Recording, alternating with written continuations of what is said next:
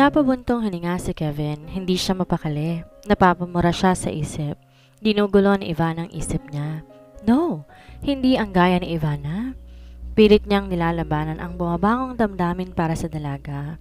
Pumikit siya para pilit burahin ang imahe nito sa isipan. Shit! Napatayo siya mula sa higaan saka hinagilap ang cellphone. Dinaya lang numero ng dalaga. Mabuti na lang pala at makapal ang mukha nitong ipilit na isave sa phone niya ang numero nito. Nagre-ring pero hindi sinasagot. Hindi siya mapakali. Namabas siya ng silid para pumunta sa minibar na nasa ikalawang palapag ng mansyon. Aling Lydia, tawag niya sa mayordoma. Tumalima naman ito. Napabuntong hininga ang binata. Paano ba magtanong nang hindi siya pag-iisipan ng kung ano pa dahil sa nakita nitong pakikipaghalikan niya kay Ivana? Sir? Never mind. Binalingan niya ang baso ng alak. Palihim na napangiti si Aling Lydia. Kilalang kilala niya na ang amo. Alam niya may gumugulo sa isipan nito. Si Ivana ho ba? Panguhula nito. Hindi, pagsisinungaling niya. Bakit niya naman aaminin? May pag-uutos ho ba kayo? Kamusta na si Ivana? Sa halip ay tanong niya. Napangiti si Aling Lydia. Overfatigue po at chronic cough daw ho ayon sa doktor, pero bumubuti na ang kalagayan. Maayos na pala. Kahit papano nakahinga siya na maluwag. Nabawasan ng pag-aalala na hindi niya maamin sa sarili. Sige ho, kayo na hong bahala, aniya. Tumangutango lang ang mayordoma. Gusto niyo ho bang dalawin? Natigilan si Kevin. Hindi niya maintindihan ang sarili pero yon ang gusto niyang gawin, ang makita ang dalaga. Pero para saan? Bakit ginugulo na isang katulong ang isipan niya? Naiiling na pinasadahan niya na tingin ang mga mensahe ni Camille. Ilang araw niya na tong hindi nire-replyan pero eto siya, mas iniisip pa ang katulong niya. Wala ho palang kamag-anak si Ivana, pagkukwento ni Aling Lydia. Natigilan si Kevin, putok pa yata sa buho ang dalaga, paano ni walang kamag-anak man lang? Pakisabi kay Mang Emil, pupunta kami ng ospital, saan ang binata? Tila may sinagi sa damdamin niya dahil sa nalaman. Napamaang si Aling Lydia. Unang beses na nakita niyang nag-alala ng ganon si Kevin sa isang katulong. Nabuo ang hinala niyang may pagtingin na to kay Ivana. Sige ho. Tumalikod na ang mayordoma para sunduin ito. Sir? Napangiti ng malawag si Ivana nang bumungad sa pintuan ng silid ang lalaking pinapangarap. Muntik na nang makalimutang nakaswero siya dahil sa kilig. Napadaan lang kami, seryosong saad ni Kevin. Napangiti si Mang Emil dahil sinutunuran ng boss. Tulad ni Aling Lydia, ramdam niyang may kakaibang damdamin na bumabangon dito para sa dalaga. Damdamin kahit pa yata magunaw ang mundo, hindi nito aaminin sa sarili. Ngiti ka nga, Sir Kev? Malambing na saad ni Ivana. Nakaupo na to at mas maayos ng kalagayan na tila hindi nagdeliryo na nakarang araw. Kumunot ang noo ni Kevin. May sakit na nga, nagagawa pang mangulit. Sir, ngiti mo lang ang makapagpapagaling sa akin. Ang luwang ng ngiti ni Ivana. Ivana, saway niya. Damot, parang ngiti lang eh. Ngumuso ang dalaga. Magpagaling ka para makabalik ka na sa trabaho. May sakit pala ako sa puso, Sir Kev. Tinamlayan ni Ivana ang tinig. Kumunot ang noo ni Kevin. Sakit sa puso? Bumabagal ang heartbeat? Tila pagkukwento nito. Bumabagal ang heartbeat. Ulit ni Kevin sa sinabi nito. Natitigil lang tinitigan ni Kevin ang dalaga. Ini-etchos na naman ba siya nito? Kasalanan mo, Sir Kev, ani Ivana. Muling nagsalubong na ang kilay ng binata. Paano ko naging kasalanan? Pero ikaw lang ang makakagamot. Naiiling na binalingan ni Kevin si Mang Emil para yayaing umuwi na. Ang ganda ni Ivana pero bukod sa pagiging hampas lupa, may sayad. Opinyon ng kabilang bahagi ng utak niya. Sir, ngiti ka naman no. Patuloy na pangulit ng dalaga. Ivana, mauubusan na naman yata siya ng pasensya sa dalaga. Kapag umingiti ka kasi sir, bumibilis ang tibok ng puso ko. Saka humagikik ang dalaga. Ivana, wala akong panahon sa mga kalokohan mo. Tumalikod na si Kevin para lumabas ng silid. Pinipigilan ng binatang mapangiti. Sir, tawag ni Ivana. Nilingon naman ito ng boss. Salamat sa pagmamahal ha. Pilyang umiti sa kanya si Ivana saka kumindat. Pagmamahal? San galing yun? Anang isip ni Kevin. Ambisyosa talaga. Dinadalaw mo nga ako eh kasi mahal mo ako. Ay, tudyo ng dalaga. Kulang na lang mag-baby talk ito habang tinutukso ang boss na naiiling. Tuluyan nang lumabas ng silid si Kevin, pero nakakailang hakbang pa lang ang binata, sumilay ang dimples ito sa magkabilang pisngi. Kev, sweetheart, iniiwasan mo ba ako? Maarteng pinagsalikop ni Camille ang mga braso. Nakatitig sa screen ng cellphone habang kausap si Kevin. Busy ako, Camille, pagdadahilan niya. Pero ang totoo, naging abala ang isip niya kay Ivana sa hindi niya malamang dahilan. Okupado talaga ang isipan niya kahit nasa opisina siya. Naiinip na ang binata at gusto niya nang tapusin ang usapan pero wala siyang magawa kundi kausapin to. Tila nakalata naman ang girlfriend niya na nagpaalam na. Nakahinga na maluwag si Kevin, baka tila mas namimiss niya pa si Ivana kaysa sa girlfriend niya. Ano bang meron sa babaeng yun? Hinahanap-hanap niyang kakulitan at presensya nito. Palihim siyang naaaliw sa mga katangahan ng dalaga. Tila nakakalimutan niya kung saan galing to nagmula. Mahihinang katok ang nag-abala sa madilim niyang pag-iisip. Surprise! Bumukas ang pinto ng silid at nilawa ang babaeng naging laman na isip niya sa hindi niya malamang dahilan. Ivana! Nakadama siya ng tuwa ngunit pilit niyang pinapormal ang reaksyon. Ngiti-ngiti si Ivana na komportableng naglalakad papasok. Gusto ko lang magpasalamat, Sir Kev. Aniya na hindi nawawala ang ngiti sa labi. Nanatiling nakatingin lamang si Kevin dito. Bakit ba lalo kang gumaganda? Natutulala naman na nagpasalamat si Kevin. Hinayaan niya itong makalapit. Tila na-hypnotismo siya sa pila nitong mga ngiti. Chupi! Mabilis niyang dinampian ng halik sa labi si Ivana. Ivana, na makabawi ay asik niya rito. Alam mo bang namimiss ko na ang dimples mo, Sir Kev? Umupo naman si Ivana sa harap ng kinaupuan nitong couch. Hindi ka ba naiilang sa akin? Matiim at tinignan ni Kevin ang dalaga. Bakit pakiramdam niya komportable to sa kanya kahit sinusungitan niya? Umiling si Ivana. Mapapangasawa naman kita kaya dapat masanay na ako sa ugali mo. Prangkang saad ng dalaga nang umiti pa ng matamis. What? Napailing si Kevin. Seryoso ba talagang dalaga? Hindi pa pala ito tapos sa ambisyon nitong mapangasawa siya. Bakit kasi ayaw mo akong bigyan ng chance, Sir Kev? Malay mo, swak pala tayo. Swak? Pag-uulit niya sa sinabi nito. Pati salitang kanto at Zolog words natutunan niya kay Ivana. Swak, compatible, ganun. Napabuntong hininga si Kevin. Pagtatawanan siya ng lipunang kinabibilangan niya kung pumatol siya sa isang dating prostitute. Baka nga pati mayayamang negosyante at mga politikong kilala niya naging customer pa ng dalaga. Tigilan mo na yan, Ivana. Binalik ni Kevin ang malamig na pakikitungo dito. Sir Kev, ang basura, mananatiling basura, may diin natura ni Kevin. Ngunit bakit tila kakaiba ang sandaling iyon? Hindi na siya naging masaya sa iniinsulto niya ang dalaga. Saglit na tigilan si Ivana, tsaka matamlay ng umiti. Kahit basura ako, Sir Kev, kaya kitang mahalin ng totoo. Pero salamat sa pagbayad sa medical bills ko. Best boss ever ka pa din para sa akin. Malungkot na saan ni Ivana, tsaka tumalikod para lumabas ng silid. Kailangan niyang magdrama, aniya sa sarili. Kailangan niyang makuha ang loob nito bago pa bumalik ang girlfriend nito mula sa ibang bansa. Tila nakadama ng konsensya si Kevin na itinawag ito. Ivana! Huminto sa pagkakpang si Ivana tsaka dahan-dahan na lumingon. Nagkasalubungan ang paningin nila ni Kevin. Nagkatitigan. Bumilis ang pagpintig ng puso ni Ivana. Gusto niyang magmura. Nagpapalpitate na siya. Hindi na to pagnanasa. Hindi na udyok ng pangarap na makaahon sa hirap.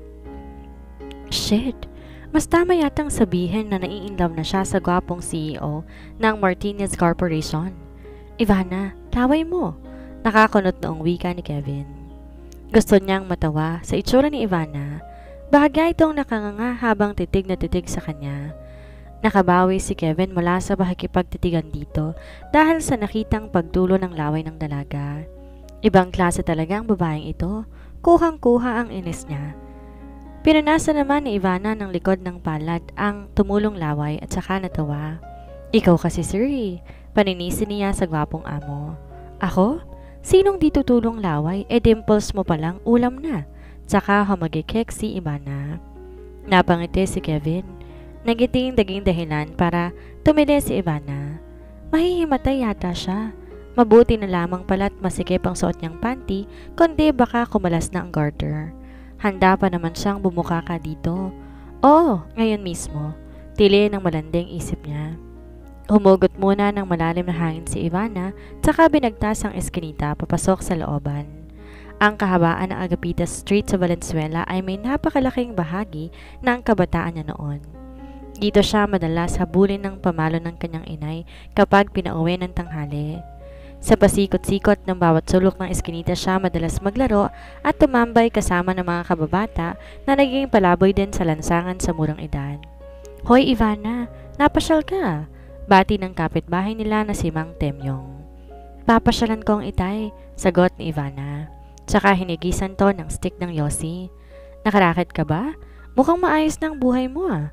Malapit na, sagot niya at saka nagpatuloy sa paghakbang. Walang pinagbago ang looban kung saan siya lumaki. Dikit-dikit ang tagtipi-tigpi pa ring mga bahay ng mga nakatira.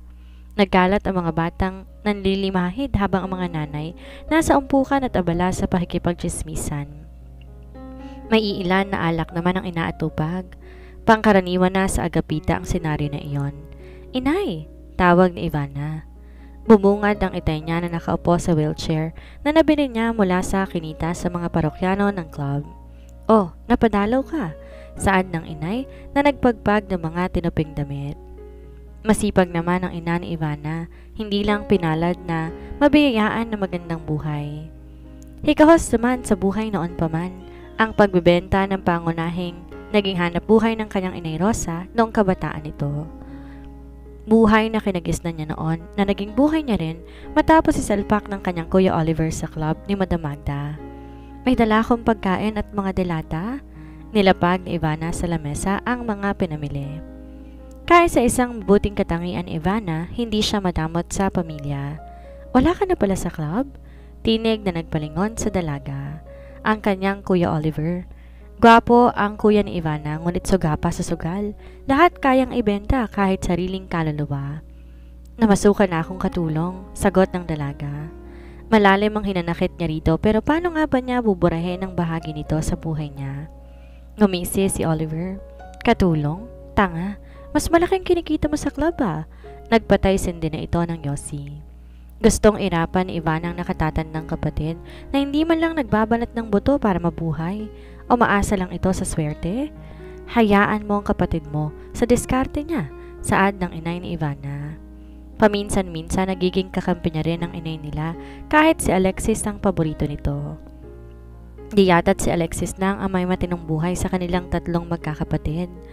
Nakapag-aral at hindi pariwara, palibasa, bunso kaya paboritong anak. Ate, allowance ko. Ako wala ba? Nakangising saan ni Oliver. Ipang susugal mo lang kuya, Ines na asik niya rito. Hoy, wala kang swerte sa buhay kung hindi mo ako naging kuya, baka gusto mong tamaan, banta nito. Inabutan niya ito ng 1,000. Ayaw niyang bumalik ng mansyon na may mga pasa. Punching bag siya ng kanyang kuya, kaya habang lumalaki siya noon, bago siya ibinenta nito sa club, dumanas siya ng pananakit dito. Napabuntong hininga ang dalaga. May natitira pa namang 300 sa wallet niya, kakasya pa namang pamasahe para mapabalik ng mansyon. Eksenang nadatna ni Kevin. Seryosong tiningnan ni Kevin si Ivana. Kaya pala ambisyosang babaeng to dahil may pamilyang hikahos sa buhay at mukhang pera. Mukhang si Ivana lang inaasahan ng pamilya nito. Sir Kev? Gulat na bulalas nito. Sinundan ba siya ng boss? Nakamasid lang ang pamilya ni Ivana sa gwapong CEO na nagulat din sa presensya ng binata. Isasabay na kita pa uwi, maotorisadong saad ni Kevin. Nasa gawing likuran niya ang driver nito na si Mang Emil na napapantastikohan din sa amo. Hindi kasi ito mapakali kanina, kaya't sa halip na sa opisina dumiretso ay pinili pa nitong sundan ng dalaga. Pamilya ko nga pala. Ang luwang ng ngiti ni Ivana nang makabawi na mula sa pagkabigla. Lihim na nagdiwang ang damdamin. Tila nagtagumpay siya sa planong paibigin ito. Tinanguan lang ni Kevin ang pamilya nito ngunit tila bahagyang nakadama ng awa at naantig sa lalaking nakaupo sa silyang digulong. Tatay ko, Sir Kev? Pakilala niya sa ama na paralisado at nakamasid lang dahil nahihirapan pa sa kalagayan nito. Bakit hindi sa ospital? Tanong ni Kevin kahit alam niya naman ang sagot. Larawan ng isang mahirap na pamilyang Pilipino ang pamilya ni Ivana. Yari sa pinagtagpi-tagping yero at plywood ang bahay ng mga to. Mahirap pa sa daga ang dalaga. Sir, mabubuhay ang tatay namin sa ospital. Kami naman ang mamamatay, sagot ni Ivana. Ibang klase. Kayang sabihin niya ni Ivana sa harap ng tatay niya? Paggamot mo, mukha ka namang mayaman. Maangas sa saba ni Oliver sa gitna ng paninigarilyo. Tiningnan lang ito ni Kevin, tsaka binalingan si Ivana. Sumubay ka na sa pag-uwi ko. Matapos magpaalam, sinabayan na ni Ivana ang binata palabas na eskinita. Nakita niya, tila nandidiri ito pero pilit na nagpakapormal. Psst, Mang Emil, bakit kayo nandito? Pabulong niyang tanong sa driver. Nagtanong ka pa? Simple ng kindat ni Mang Emil na ikinagkikik ni Ivana. Naitakip niya sa bibig ang kanang palad nang lumingon si Kevin at tinapunan siya ng masamang tingin. Naiiling na pinagmasdan ng paligid. Paano nabuhay si Ivana sa mabahong lugar na ito? Aniya sa sarili. Nakabuo siya na pa siya na siya lang nakakaalam. Salamat Sir Kev ha? Nakangiting saan ni Ivana. Nilapitan to ng dalaga na umiinom sa minibar.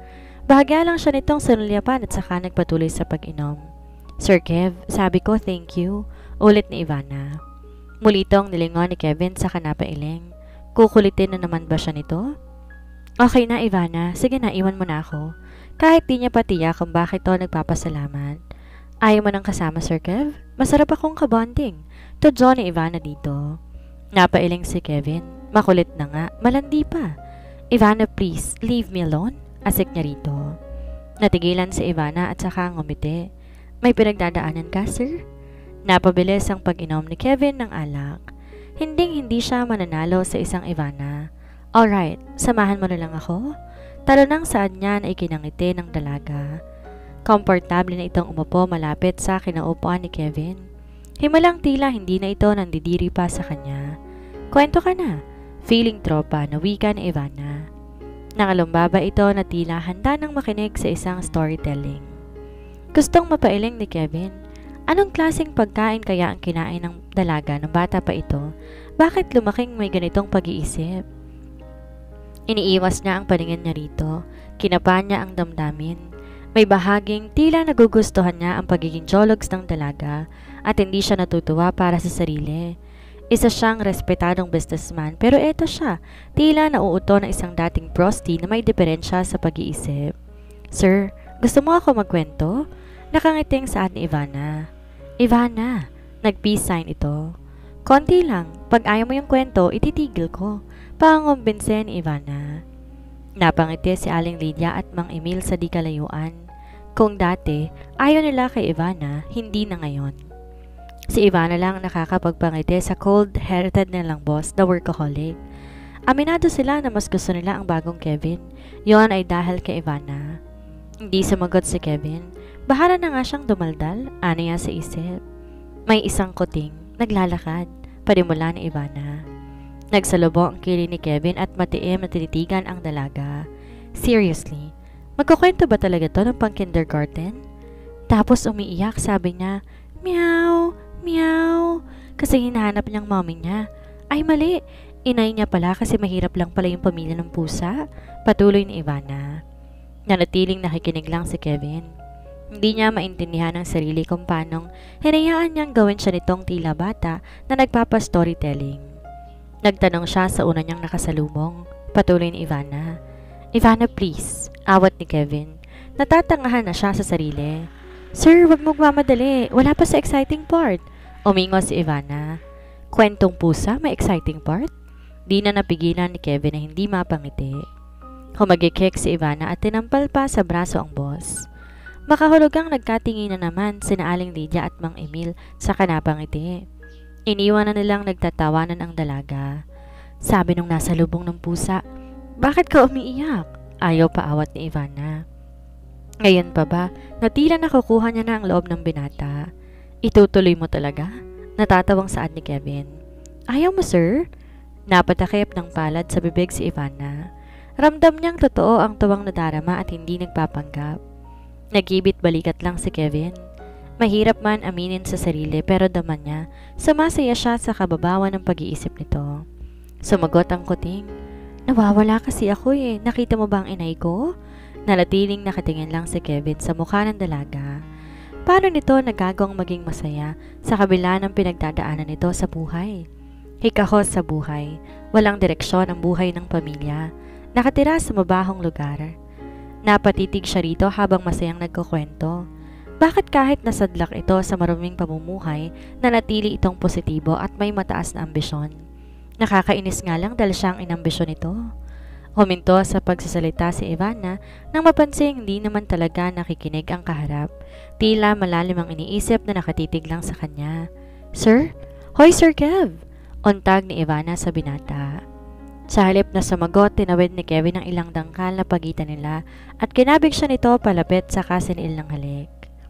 Nanlaki ang mga mata ni Ivana. Gustong gusto niya ang kapangasan nito, hindi niya lang inaasahan.